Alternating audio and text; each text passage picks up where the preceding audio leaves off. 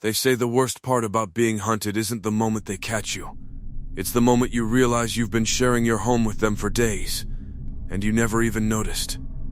This happened to me and my girlfriend Sarah during the New Year's Eve of 2026. What was supposed to be a romantic getaway in a remote Colorado cabin turned into a lesson in primal fear. A lesson that taught me that sometimes, when you rent a house in the middle of nowhere, the privacy promised in the listing isn't for your benefit.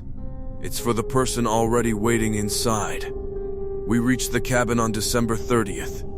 It was a massive, timber-framed structure buried deep within the Blackwood National Forest. To call it isolated would be an understatement. The nearest paved road was a 40-minute drive, and the nearest neighbor was at least 10 miles away through dense, snow-choked pine trees. There was no cell service, no internet, just the heavy, oppressive silence of the mountains. At first it felt peaceful. By nightfall it felt like a trap. The first night was unnervingly quiet.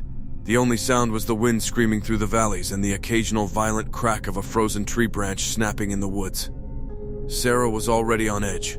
She's always had a sixth sense for these things. She kept insisting she felt eyes on her every time she passed the massive floor-to-ceiling windows in the living room. I told her it was just the cabin fever setting in, but even I found myself closing the curtains earlier than usual. On New Year's Eve, a brutal snowstorm slammed into the mountain. The wind whipped the snow into a whiteout frenzy, effectively burying the cabin and our car. We were officially cut off from the world. We spent the day by the fireplace, trying to stay warm as the temperature outside plummeted well below zero. As midnight approached, the storm eased just enough for us to step out onto the porch. We wanted to see the distant fireworks from the towns in the valley. We stood out there for exactly 10 minutes, huddled together in the freezing air, watching the faint pulses of light on the horizon. The porch was empty. The kitchen behind us was empty. We had locked the heavy oak door before stepping out. I am certain of that. I checked it twice, but when we stepped back inside and bolted the door, the air in the kitchen felt different. It was heavier. I smelled something faint, like old copper and wet fur. Then, I looked at the kitchen island. When we had gone outside, the marble counter was completely bare. Now, sitting perfectly in the center, were 2 crystal champagne glasses. They were filled to the brim with a dark, bubbling liquid. I walked closer, my heart hammering against my ribs. The liquid was still fizzing. It had been poured seconds ago. I looked at the champagne bottle on the counter. The cork was still sealed. The seal hadn't been touched. But the glasses were there, sparkling under the dim yellow light of the kitchen. Sarah's hand went to her mouth, her eyes wide with terror. She didn't speak. She didn't have to. We both knew we weren't alone. I grabbed the heavy iron poker from the fireplace, my knuckles turning white. My mind raced through the possibilities. A squatter? A prank? I looked toward the basement door. It was slightly ajar, a sliver of pitch-black darkness peeking through. I had locked that door from the outside an hour ago. I pushed the door open, the hinges screaming in the silence. The basement was empty, but the air down there was ice cold, as if a window had been left open. I turned to tell Sarah to get to the car, but then I stopped. From directly above us, in the locked attic, came a slow, deliberate sound. Thud. Thud. Thud. Someone was walking across the floorboards right over our heads.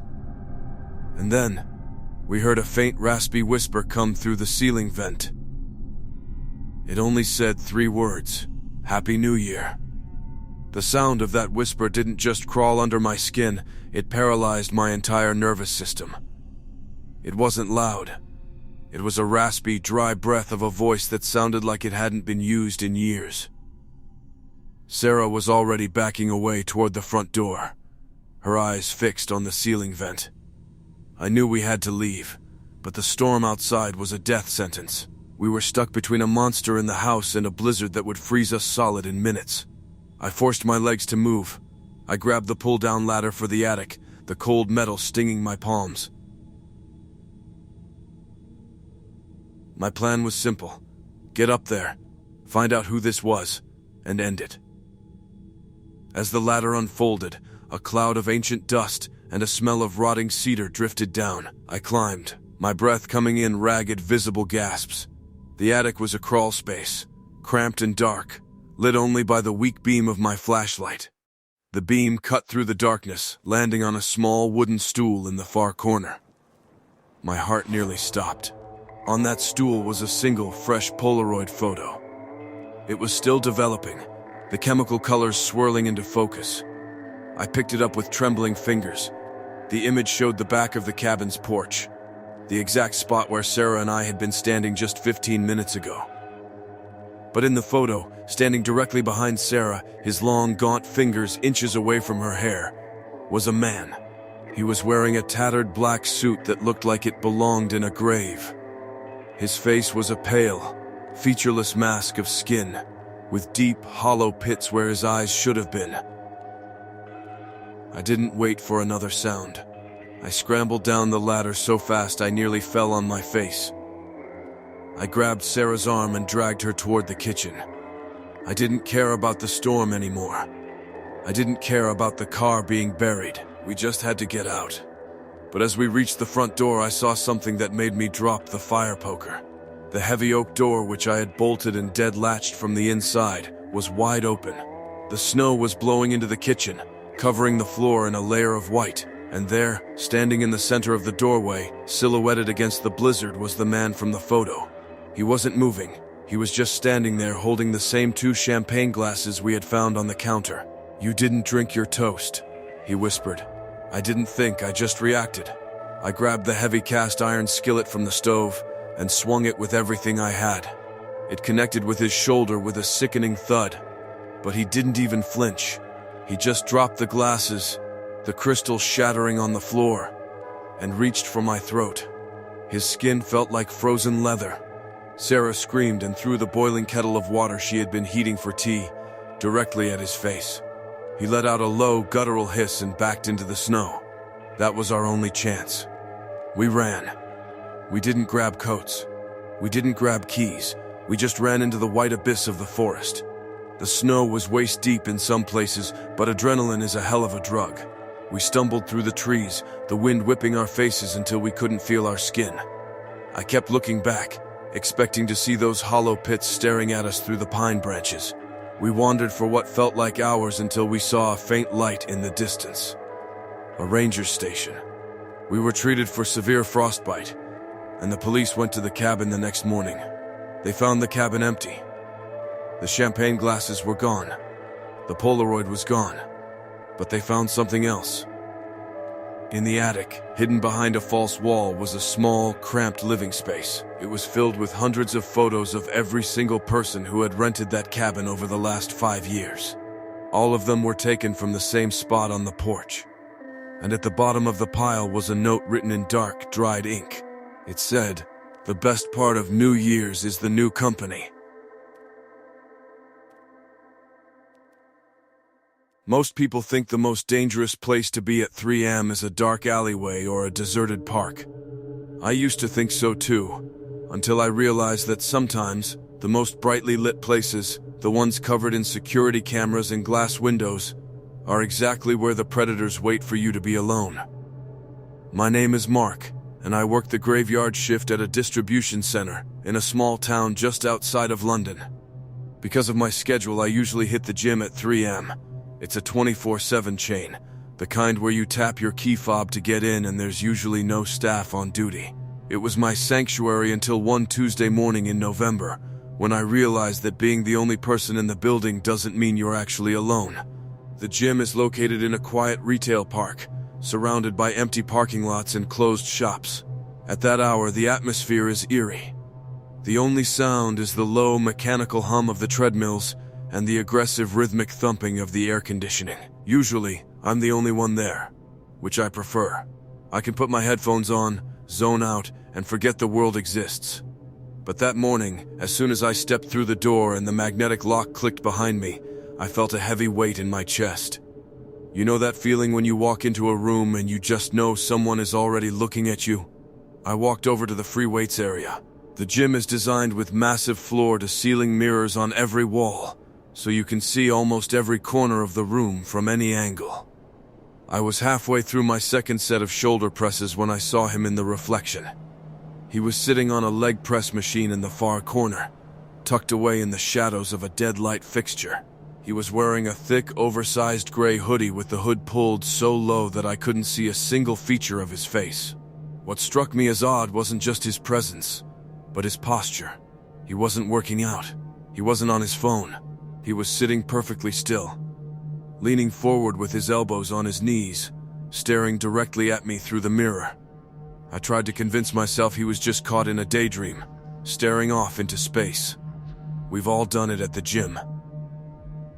But as I moved to the next rack of dumbbells, his head slowly, almost mechanically, turned to follow me. I took my headphones off. The silence of the gym felt deafening. I could hear my own pulse in my ears. I decided to test the waters, to see if I was just being paranoid. I walked across the entire length of the gym to the water fountain. As I walked, I kept my eyes on the mirrors. He didn't get up. He didn't move a muscle. But his entire upper body twisted, keeping his gaze locked onto the back of my head. I felt a cold shiver crawl down my spine. I decided I was done. Workout over. I headed toward the locker room to grab my bag and my car keys. As I pushed open the heavy locker room door, I glanced back one last time. The leg press machine was empty. He was gone. He had moved with a speed that didn't seem possible for someone who had been sitting so still just seconds ago. I rushed into the locker room, my breath coming in short, panicked gasps. The locker room is a maze of metal benches and tall lockers, with no windows and only one exit. I reached my locker, number 214, and fumbled with the combination. My hands were shaking so badly I messed it up twice. Finally, the lock clicked open. I grabbed my bag and went to reach for my car keys on the top shelf, but my hand hit something else instead. Someone had placed a small, yellow sticky note on top of my keys. It was written in messy, frantic blue ink. It didn't have a name. It didn't have a message. It only had a single string of numbers. I stared at it for a few seconds before the blood drained from my face. It was my home address, including the apartment number. Just as the realization hit me, I heard the main locker room door creak open. Then came the sound of slow, heavy footsteps on the tiled floor. Thud. Thud. Thud. Whoever it was, they weren't wearing gym shoes. It sounded like the heavy, wet stomp of work boots. And then, a low, raspy voice echoed from the other side of the lockers. "You're late finishing today, Mark." The sound of my own name coming from that raspy, hidden voice made my stomach drop into my shoes. He knew who I was. He knew where I lived. And now, he was standing between me and the only exit. I didn't respond. I didn't make a sound. I slowly reached back into my locker and grabbed my heavy metal water bottle, the only thing I had that could be used as a weapon. I peered through the narrow gap between the lockers. I could see the reflection in the polished floor tiles. The man in the gray hoodie was standing at the end of the aisle, his head tilted at an unnatural angle. He wasn't wearing gym clothes. He was wearing heavy, mud-caked work boots and tattered jeans. He took another step toward me, and I realized he wasn't just there to talk. In his right hand, he was clutching a pair of long, rusted industrial shears. I didn't wait for him to reach my aisle. I bolted in the opposite direction, toward the back of the locker room where the showers were located. I heard him break into a heavy, thumping run behind me. The sound of those boots on the tile was like a countdown to my own death. I ducked into the last shower stall and slammed the door shut, locking the flimsy plastic latch. I held my breath, my heart beating so hard against my ribs I thought they might snap. Everything went silent. No footsteps. No breathing. Just the distant, mocking hum of the gym's air conditioning. Then, I heard a slow, metallic scraping sound against the outside of my shower door. He was dragging the shears across the plastic, inch by inch. "I know your apartment has that loose window lock, Mark," he whispered, his voice right against the door. "The one you've been meaning to fix for months." That was the moment I realized this wasn't just a random gym encounter. This person had been watching me, not just at the gym, but at my home. I felt a surge of pure, unadulterated rage fueled by terror. I didn't want to die in a shower stall. I kicked the door open with everything I had, catching him off guard. The door slammed into his face, and I didn't stop to see the damage. I sprinted past him, out of the locker room and into the main gym area. The gym felt massive and empty.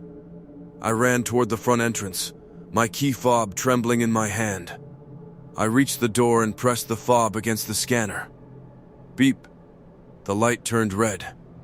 Denied. I tried again. Beep. Red. He had somehow deactivated my access or messed with the system. I turned around to see him emerging from the locker room, blood dripping from under his hood, the shears glinting under the harsh fluorescent lights. I looked toward the emergency exit at the back of the gym. It was my only hope. I ran through the rows of treadmills and weight benches, jumping over equipment like my life depended on it. Because it did. I reached the emergency bar and slammed it down. The alarm began to wail, a piercing, high-pitched scream that filled the building. I didn't care. I pushed through the door and burst into the cold night air. I didn't run for my car. I knew he had my spare keys. I ran toward the main road, screaming for help at the top of my lungs. I didn't stop until I saw the blue lights of a police cruiser patrolling the nearby retail park. The police searched the gym, but he was gone. When they checked the security footage, they found something that still gives me nightmares. The man hadn't entered the gym through the front door. He had been living inside the gym's ventilation system for 3 weeks. He had watched every single one of my 3am workouts from the vents directly above the machines I used. When the police searched my apartment, they found that the window lock had indeed been tampered with. But that wasn't the worst part. Underneath my bed, they found a small pile of yellow sticky notes. Hundreds of them. Each one had a different date and time written on it, tracking every single time I had left my house and every time I had returned over the last month. I moved across the country a week later. I don't go to the gym at 3am anymore. In fact, I don't go to the gym at all. Because every time I see a gray hoodie or hear the heavy stomp of work boots, I can't help but wonder if he's still watching me, waiting for the next time I think I'm alone.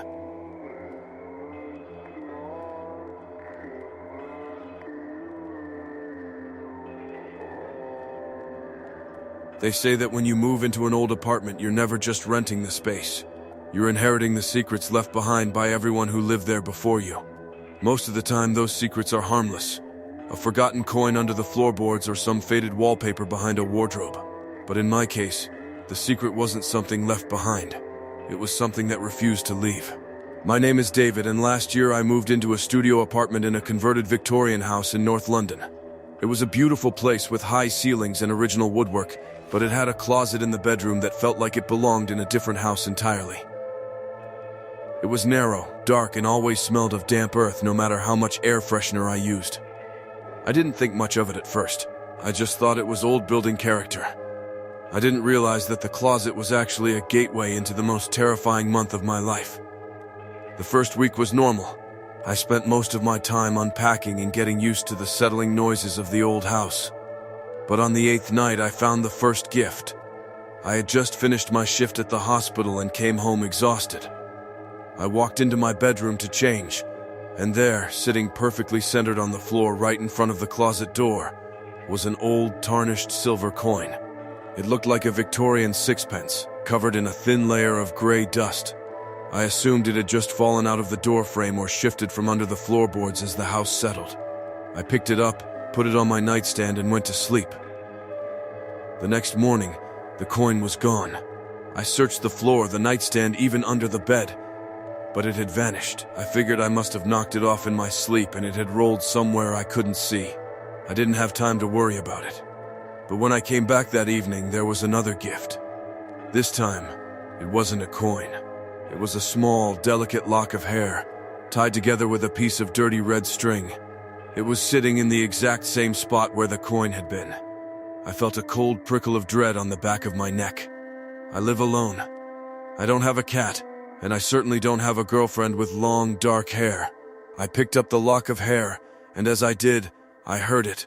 a faint, rhythmic scratching sound coming from inside the closet wall. It sounded like someone was dragging their fingernails across the back of the wood. I threw the hair into the bin and grabbed a heavy flashlight.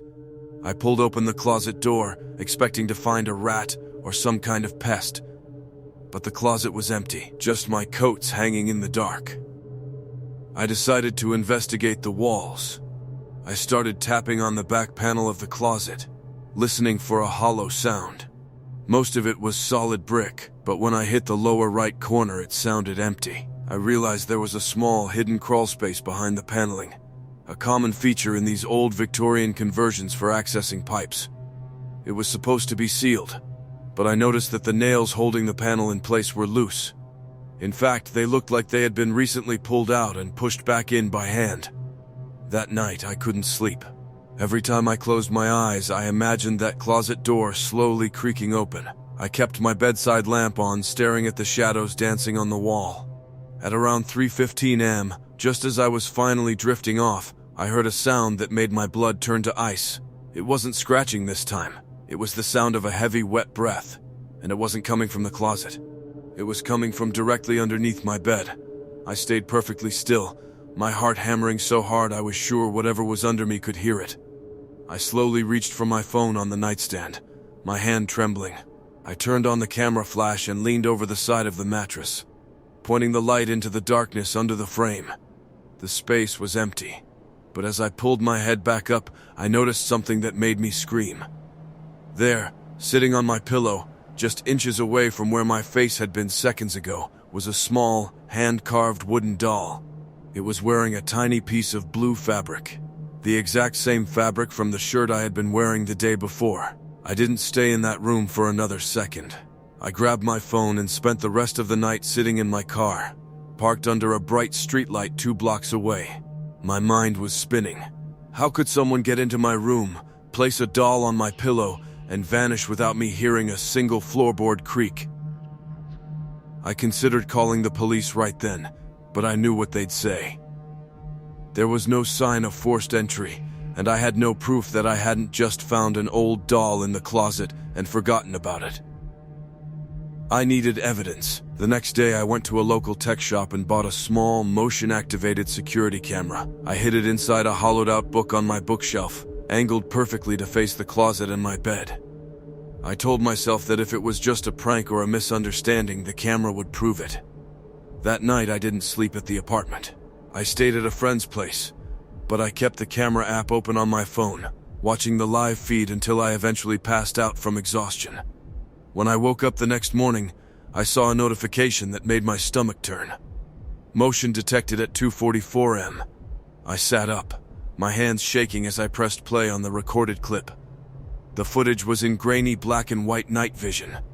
At first, everything was still. Then, the closet door slowly, silently began to slide open.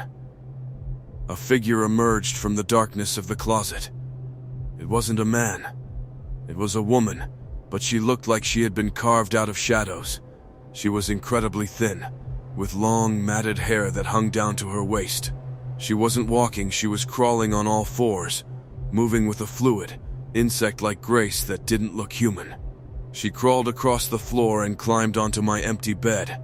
She sat there for over an hour, stroking the pillow where my head should have been, whispering to the empty air. Before she left, she reached into her pocket and placed another gift on the nightstand. A small silver key. I didn't wait. I called the police and met them at the apartment 20 minutes later. I showed them the footage, and the lead officer's face went pale. They searched the closet, and this time they didn't just tap on the walls. They used a crowbar to rip the back paneling off. Behind the wood was a narrow vertical crawlspace that led into a network of hidden passages between the walls of the old Victorian house. Deep inside that crawlspace, directly behind my headboard, they found a small nest. It was lined with clothes she had stolen from my laundry basket. But that wasn't the most disturbing part. The walls of her nest were covered in hundreds of Polaroid photos. Some were of me coming home from work. Some were of me sleeping. But the most recent ones were taken from a tiny pin-sized hole she had drilled through the wall, directly level with my eyes when I lay in bed. The silver key she had left me? It didn't belong to a door. The police found a small locked metal box hidden under the floorboards of her nest. When they opened it, they found a collection of items.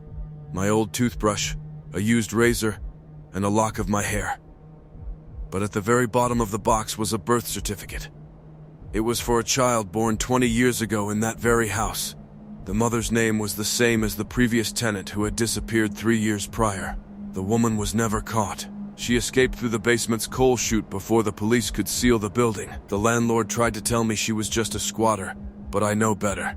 Sometimes, I still wake up in the middle of the night in my new apartment, convinced I can hear the sound of fingernails scratching against the drywall.